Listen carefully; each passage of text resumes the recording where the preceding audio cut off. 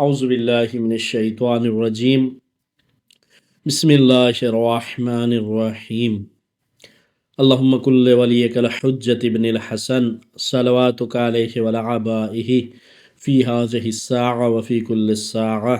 وليا وحافظا وقائدا وناصرا ودليلا وعينا حتى تسكنه أرضك طوعا وتمتعه فيها طويلا اللهم صل على محمد وآل محمد السلام علیکم ورحمۃ اللہ وبرکاتہ۔ مومنین، ہمارا درس کا جو سلسلہ شہزادی فاطمہ زہرا سلام اللہ علیہ کی حیات طیبہ کے سلسلے میں چل رہا ہے، اب ہم اس مرحلے میں داخل ہو گئے ہیں کہ اب ہم یہ گفتگو کریں گے آج شہزادی سے جو ماں اور باپ کی محبت تھی وہ کس انداز کی محبت تھی، کس کیفیت کی محبت تھی۔ آیا اسی طرح کی تھی کہ جو ایک عام باپ اپنی بیٹی سے کرتا ہے، عام ماں اپنی بیٹی سے کرتی ہے، یا نہیں شہزادی سے جو رسول خدا صلی اللہ علیہ وسلم اور جناب ختیجۃ الکبریٰ کو محبت تھی، اس کا انداز محبت کچھ جدا گانا تھا، نرالا تھا، کہ جس کی مثال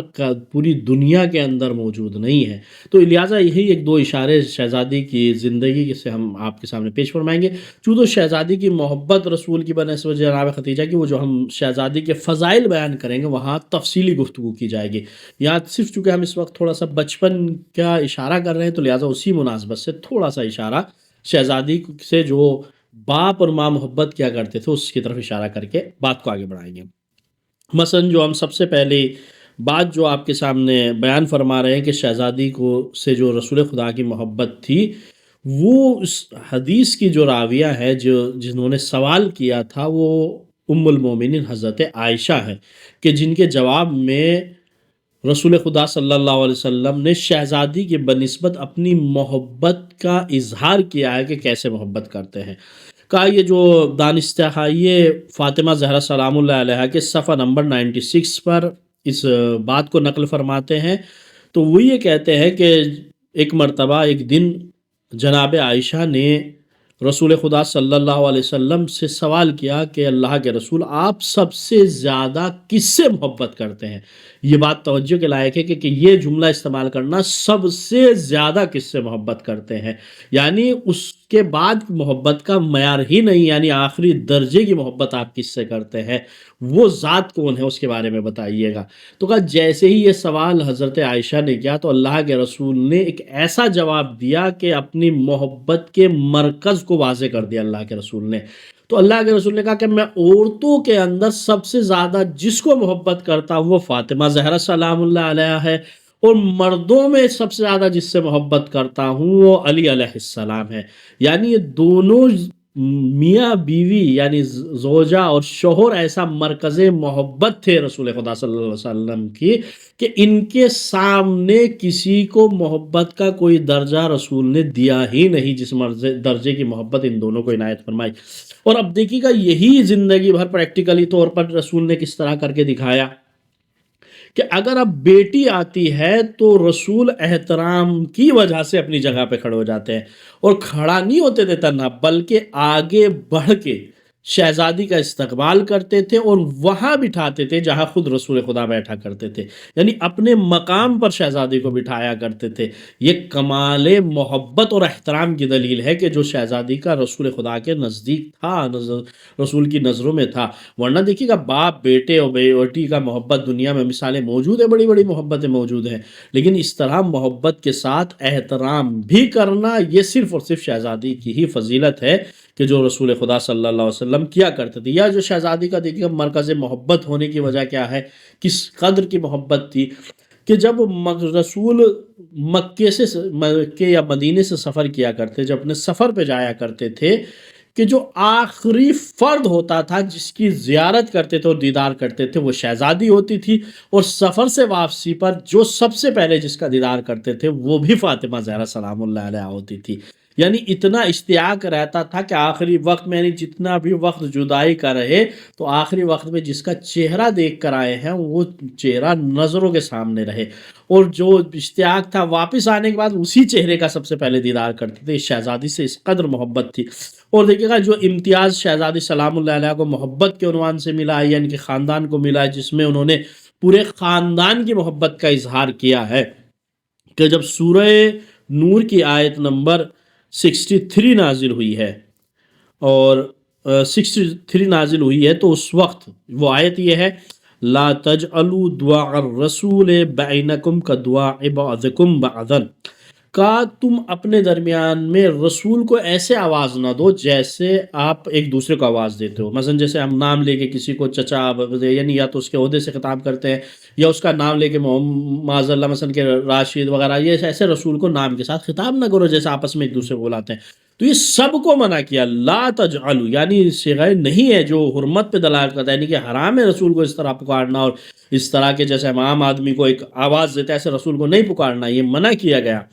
تو اب جب یہ آیت نازل ہوئی ہے تو شہزادی نے اپنے بابا کو یا رسول اللہ کہہ کر خطاب کیا، کہا جب بابا آئے تو میں نے 3 مرتبہ کہا، بابا نے میری طرف توجہ ہی نہیں کی، لیکن جب میں 3 مرتبہ کہہ چکی تو اب میرے بابا نے مجھ سے مخاطب ہو کے کہا،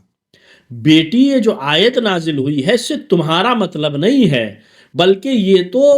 دوسرے لوگوں کے بارے میں نازل ہوئی ہے، تم اس سے استثناء ہے۔ اب یہ حدیث جو انشاءاللہ اس کے مختلف ریفرنس بھی آپ کے سامنے پیش کریں گے، فی الحال ہم اس کو جو ہے آپ کے سامنے کچھ کتابوں سے اس کا ذکر فرما دیتے ہیں،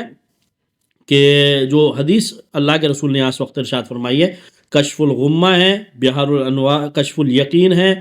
اور بہار الانوار ہے، اور مختلف جگہ پر یہ حدیث بیان فرمائی گئی ہے، مثلا کشف الیقین اور المناقب میں بھی حدیث آئی ہے یہ، اور عوامل العلوم میں بھی حدیث آئی ہے، تفسیر کنز الدقائق میں بھی اس حدیث کو ذکر فرمایا گیا ہے، کہ جو شہزادی سلام اللہ علیہ کے نسبت میں اور ان کے خاندان کے سلسلے میں اللہ کے رسول نے اس آیت کے ذیل میں کہا ہے جب یہ آیت نازل ہوئی۔ تو یعنی جب اب دیکھیں آیت حدیث کس طریقے سے ہے، یا رسول اللہ فاقبل علیہ وقال یا بنیہ، یعنی اللہ کے رسول میرے پاس تشریف لائے، اور ارشاد کیا فرماتے ہیں کہ یا بنیہ لم تنزل فی کے ولا فی اہل کے، یہ جو آیت نازل ہوئی ہے جس نے منع کیا ہے کہ آپ رسول کو سادے لفظوں میں آواز نہیں دیں گے، مثلا ایک دوسرے کو جیسے آپ آواز دیتے ہیں، یہ نہ تو آپ کے بارے میں نازل ہوئی ہے اور نہ آپ کی آل کے بارے میں نازل ہوئی ہے، ٹھیک ہے، انما نزلت فی اہل الجفا والبذخ کا والکبر، کہا کہ یہ تو ستمگاروں کے بارے میں نازل ہوئی ہیں جو اپنے آپ کو متکبر سمجھتے ہیں، میری شان میں غصہ کرتے ہیں، ان کے بارے میں کہیے، فقولی، بلکہ اے میری بیٹی، اے میری نخت جگر، آپ تو کہے یا ابتے، مجھے باپ کہہ کر خطاب کرے، اے میرے بابا یہ کہہ کر خطاب کرے، فإنہ احب للقلب والعرض للرب، کہا کہ اس لیے کہ تمہارا یہ کہنا میرے دل کو زندہ کر دیتا ہے، یہ تشبیہ استعمال کی اللہ کے رسول نے، کہ آپ کا یہ کہنا کہ یا میں میرے بابا، تو میرے دل کو زندہ کر دیتا اور پروردگار کی خوشنودی کا بھی سبب ہے، یعنی رسول کا دل زندہ ہوتا ہے، اور پروردگار اس لفظ سے کہ جب آپ کہہ کے پکارتی ہیں کہ میرے بابا، تو اس سے دونوں راضی ہوتے ہیں، میں بھی راضی ہوتا ہوں اور میرا پروردگار بھی راضی ہوتا ہے۔ ثم قبل نبی صلی اللہ علیہ وسلم جبہتی، پھر میرے بابا نے میری پیشانی پہ بوسہ لیا، یعنی یہ بتا دیا کہ دوسرے اور ہیں، اور شہزادی اور ان کی اولاد اور ہیں جن میں امتیاز پایا جاتا ہے، جو امتیاز قرآنی امتیاز بھی ہے، کہ یعنی دوسرے کو کسی کو حق نہیں ہے رسول کو اپنا بابا، چچا یا دوسرے نام سے لے کر خطاب کرنا، لیکن یہ صرف اور صرف شہزادی اور ان کی اولاد ہی کو حق ہے کہ وہ یا ابت، یعنی میرے بابا، یا ابن رسول اللہ، جو بعد میں دوسرے لوگ بھی اولاد رسول کہہ کر ان کی آل کو خطاب کیا کرتے تھے، یہ صرف اور صرف امتیاز جناب فاطمہ زہرا سلام اللہ علیہ اور ان کی اولاد کے لیے منسوب ہے۔ تو یہ باپ کی محبت تھی کہ جو بیٹی کے بے نسبت تھی، کہ جس کی مثال پوری دنیا رہ کر بھی پیش نہیں کر سکتا، حتیٰ کہ دیکھیے گا یہاں پر جو احترام اور محبت کی جو مثال ایک شہزادی کی ہے، جو یہ ایک شرعی حکم بھی ہے، یہ بیان کیا جا سکتا ہے، یعنی انسان اگر نماز پڑھ رہا ہو اور اسے کوئی پکارے تو وہ نماز نہیں توڑ سکتا، لیکن اگر نبی پکارے تو اب اس کے لیے نماز کو توڑنا واجب ہے، نماز چونکہ نماز کی آواز پر آپ کو لبیک کہنا ہے، اس لیے کہ قرآن کا بھی فیصلہ یہی ہے کہ جب تمہیں نبی پکارے تو اس کی آواز پر لبیک کہو، یہ ہر انسان کے لیے واجب ہے۔ تو لہٰذا اب شہزادی کو ان سے محبت کی بنیاد پر اگر شہزادی حالت نماز میں بھی ہوتی تھی، مستحب نماز میں، یہاں لفظ مستحب نماز استعمال کیا گیا ہے اور رسول نے پکارا ہے، تو شہزادی نماز کو ترک کر کے چھوڑ کر اپنے بابا کی آواز پہ لبیک کہا کرتی تھی۔ یہ شہزادی کا ایک امتیاز ہے۔ اور ماں کی محبت کا دیکھیے گا اب جو ہم دوسرا حصہ ہے کہ شہزادی کی ماں سے کیا محبت تھی اور ماں کو اپنی بیٹی سے کیا محبت تھی، تو صرف دو گوشے شہزادی کی زندگی کے اشارے کریں گے اور اپنی جو ہے بات کو تمام کر دیں گے۔ شہزادی نے جو اپنی ماں کے ساتھ زندگی بسر کی ہے وہ 5 سال اور 2 مہینے زندگی بسر کی ہے، اور وہ بھی ایسے ماحول میں۔ دیکھیے گا ہم پہلے اشارہ کر چکے کہ جب شہزادی اس دنیا میں آئی ہیں تو اس وقت رسول نے اپنی علنی طور پر رسالت کا آغاز کر دیا تھا، لوگوں کو دعوت دینی شروع کر دی تھی، تو رسول کے لیے سختیاں بڑھ گئی تھی۔ تو اس ماحول میں کہ جہاں جناب ختیجہ رسول کے لیے اذیتیں تھی، تو وہاں جناب ختیجہ کے لیے بھی اذیتوں کے اسباب فراہم تھے۔ تو ایسے میں جب شہزادی کو اذیت ہو رہی تھی، جناب ختیجہ کو جب سب نے چھوڑ دیا تھا، تو ماں کی ہمت بڑھانے والی، ماں کو سہارا دینے والی وہ شہزادی جناب فاطمہ زہرا کی ہی ذات تھی۔ اور یہ کب سے آغاز ہوا کہ جب ابھی مادر شکم میں ہی شہزادی تھی، اپنی ماں سے گفتگو کیا کرتی تھی۔ جب شہزادی اداس ہوا کرتی تھی جناب ختیجہ، تو ماں کے شکم یعنی اپنی مادر شکم سے شہزادی اپنی والدہ سے گفتگو کر کے ان کے تمام رنج اور مصیبتوں کو کم کر دیا کرتی تھی۔ اس ماحول میں دیکھیے گا شہزادی سے گفتگو کرتی تھی۔ اور یہ جو 5 سال دیکھیں سخت ترین 3 سال شیب ابو طالب کے اور 2 شیب سے پہلے کے، چونکہ شیب ابو طالب کے آنے کے بعد کچھ ہی عرصے تک جناب ختیجہ باحیات رہی ہیں، اس کے بعد اس دنیا سے وصال فرما گئی ہیں۔ اب 2 گوشے ان کی زندگی کے ہم آپ کے سامنے پیش فرما رہے ہیں۔ ایک یہ کہ ایک مرتبہ کہیں شادی میں جانے کا موقع ہوا، جناب ختیجہ اور جناب فاطمہ زہرا سلام اللہ علیہ کو شادی میں جانا تھا، لباس ایک تھا۔ اب دیکھیے یہ ایثار بھی سکھاتا ہے ہمیں اور یہ سیرت ہمارے لیے نمونہ عمل بھی بنتی ہے۔ لباس ایک تھا تو ماں نے بیٹی سے کہا، بیٹی چونکہ میری عمر گزر چکی، میں ضعیفی میں ہوں، تو لہٰذا میرے لیے کوئی لباس میں پرانا پہنوں نیا پہنوں میرے لیے فرق نہیں پڑتا، تو لہٰذا بیٹی تم ابھی جوان ہو، اس لیے تم اس لباس کو پہن کر جاؤ، تم ابھی جو ہے تمہارے کپڑے پہننے کے دن ہیں، یہ جیسے بھی اپنے لفظوں میں سمجھایا۔ تو اب دیکھیے گا شہزادی کا علم و کمال بھی دیکھیے گا اور ماں کی بنسبت احترام اور محبت بھی دیکھیے گا اور سیرت بھی دیکھیے گا، اور جو نمونہ عمل بن سکتی ہے قیامت تک، وہ جو نقطہ اس جملے کے اندر شہزادی نے کہا ہے۔ تو اب جیسی شہزادی نے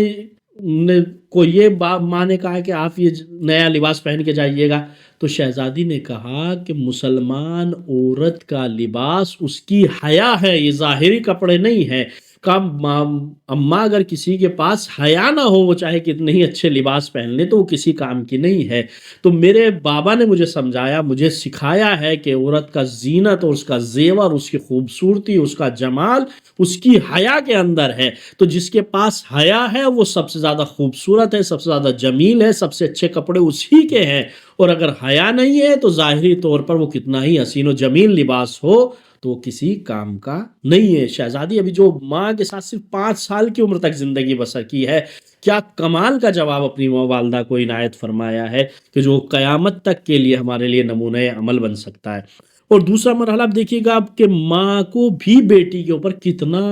بھروسہ ہے۔ یعنی اب شہزادی جناب ختیجہ کا جب آخری وقت آیا ہے، یعنی جو وصیت کی ہے، تو ایک وصیت کا ایک جملہ صرف آپ کے سامنے، تو جناب فاطمہ زہرا کو اپنے قریب بلائے۔ شہزادی قریب گئی اور جاننے کے بعد اتنا قریب گئی کہ شہزادی کے کان تھے اور ماں کے لبھے مبارک تھے۔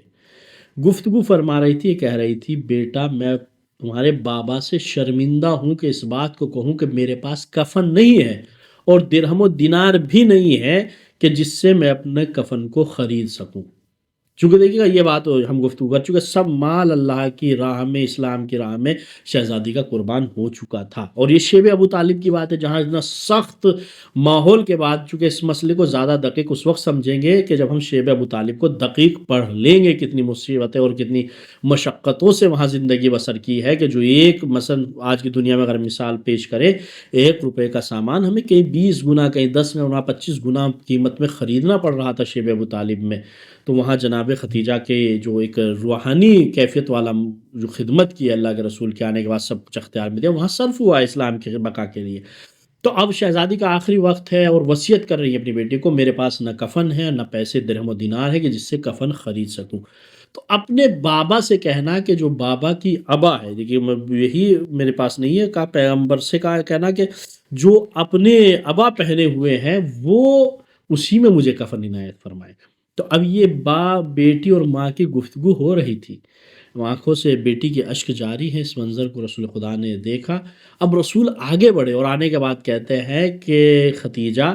اللہ کی طرف سے جبرائیل آئے تھے اور آپ کو سلام کہہ رہے تھے. ہم گفتگو کر چکے کہ شہزادی ختیجہ وہ ہے کہ جن کے اوپر اللہ نے سلام کیا ہے، جو ایک امتیاز ہے ان کا. تو وہ سلام بھجوانے کے بعد کہتے ہیں کہ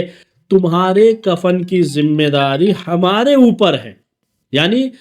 جناب ختیجہ کا کفن اللہ کے ذمے ہے، لہٰذا جناب ختیجہ کا کفن جنت سے آیا ہے. جہاں شہزادی کے جو امتیازات ہیں جناب ختیجہ کے، ان میں سے ایک امتیاز یہ بھی ہے کہ جناب ختیجہ کا کفن جنت سے آیا ہے. اور جو ہم اب اس میں مثلا جس وجہ سے ہم نے روایت بیان کی ہے، اب دیکھیے گا کہ عموماً ہوتا یہ ہے کہ اپنی مشکل کو زوجہ اپنے شوہر سے کہتی ہے، اپنی اولاد سے نہیں کہتی، اور اولاد بھی اتنی کم سن کے جو 5 سال کی ہو، اور جس نے صرف اور صرف مصیبتیں ہی دیکھی ہوں اور اپنی مصیبت کا اظہار اس بیٹی سے وصیت کے طور پر کر رہی ہے. تو یہ اس کا مطلب یہ ہے کہ یہ عام بیٹی نہیں سمجھ رہی تھی، اور وہ ایک محبت تھی اور شہزادی کا مقام اور مرتبہ سمجھ کر اپنی بیٹی سے وہ وصیت کر رہی تھی کہ میرا پیغام اپنے بابا تک پہنچا دینا، تاکہ جب وہ مجھے غسل سے فارغ ہو جائے، اب جب کفن کی ضرورت پڑے تو وہ اپنی قبا کے ذریعے سے،